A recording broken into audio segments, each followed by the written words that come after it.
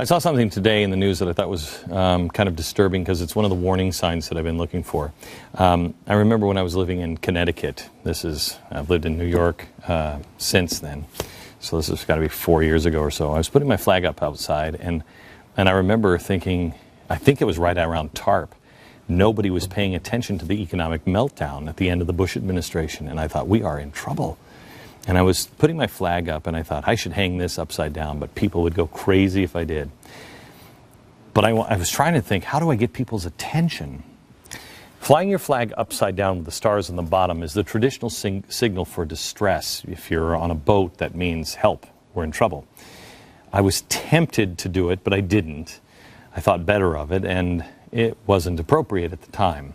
I raised the flag as I had another thought. Boy, if I ever start seeing people start to really do that, flying the flag upside down, we are going to be in real trouble. Well, more and more people are actually now doing it. Larry Guerreri, he is a Vietnam veteran from the Pittsburgh area. He's one of them. He started doing it the day after the election. Watch. Larry Guerreri fought beneath the flag in Vietnam, but outside his Dorseyville home today, it's flying upside down. That's a sign of distress. And this country's in distress right now. Larry makes no effort to hide his feelings about President Barack Obama.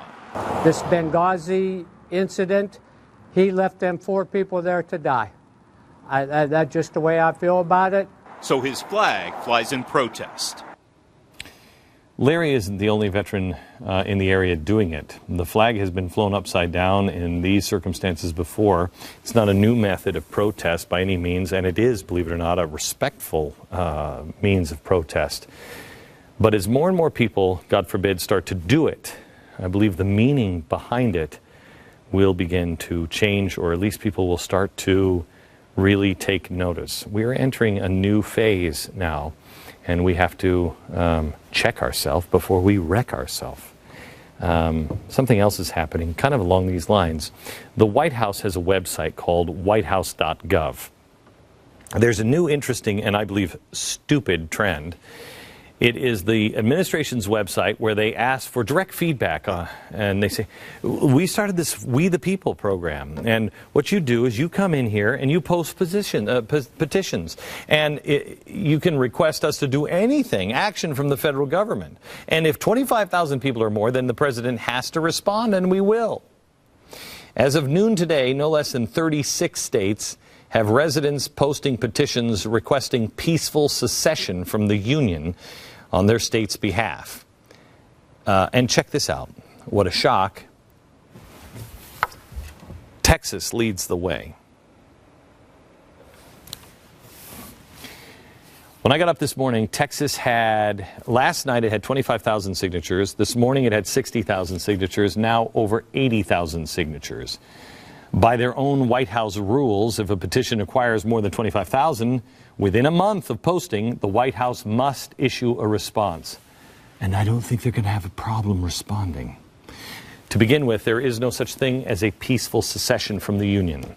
It was settled in the Civil War. I don't happen to agree with it. I don't think the Constitution is a suicide pact, but that's the way it is.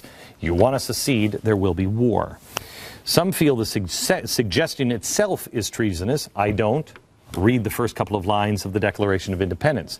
But over 80,000 citizens now have submitted, and this is where it gets crazy, their personal information in association with this request. And that's just Texas. Do you think saying, hey, I think we should secede, and sending your name and address and everything else is a good idea to send it to the White House? I would suggest that most of these people are just trying to make a point with this new public platform. I don't think a lot of people actually believe it, but I'm sure some people do. A lot of them are growing increasingly serious about it, not out of a hate of anything, but as a fear that we are going to destroy the Constitution and the very fabric of the Republic, and they will hold on to a remnant rather than lose it all. They take the ideals in the Declaration of Independence very seriously. Michael E. posted the first of the secession request on behalf of the state of Louisiana, using phrases from the Declaration of Independence. And he used the phrases liberally in his petition. when in the course of human events it becomes necessary for one people to dissolve the political bands which have connected them with one another. That's how it starts. That's at the heart of the request. Dissolving the political bands which have connected them.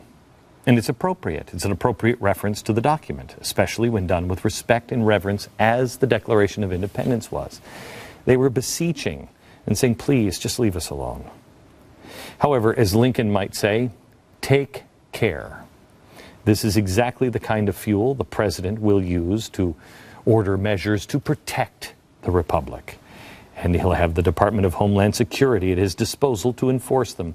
Not a lot of people are reporting on this. I didn't think it was even possible, but yes, indeed it is. October 26, Obama signed his 141st executive order. It happened 10 days before the election, and no one in the mainstream media reported on it. It greatly expanded the influence of Homeland Security on local law enforcement agencies. The goal is just to create partnerships between the DHS and local police. Oh, nice sounding word, partnership. When the federal government teams up with local police agencies, the liberty of private citizens is always at stake. Suddenly those 175,000 hollow point bullets at the Social Security Administration, and how many millions at Department of Homeland Security that were bought last summer, starting to make a little more sense, aren't they? If the government begins arming itself against the citizens at the federal level and starts to say, by the way, we're your new state police, that would indeed be the point in the course of human events where it becomes necessary to dissolve political bands. The TSA, the NDAA, and the DHS all represent federal mandates to violate the privacy of citizens of this country on the grounds that it's necessary for your protection. We cannot allow the DHS to become a domestic police force. This is something that people have dismissed since the day this president got into office. They will never look at his own words, but it is what the president wants. From the first election, in his own words, watch. We cannot continue to rely only on our military in order to achieve the national security objectives that we've set. We've got to have a civilian national security force that's just as powerful, just as strong, just as well funded as the U.S. military, and that's what they're building. Government is expanding its power over citizens. Secession is not an option. Contact your governor and tell him to get your state's gold back into its own treasury. Take charge of your children's education. Make sure they are learning from you. Do your part and change the media. It is going to take all of us doing all of the things that we each have our own God-given talents and responsibility over. Because the next step is drive the righteous from among them. And that's when things get really dicey.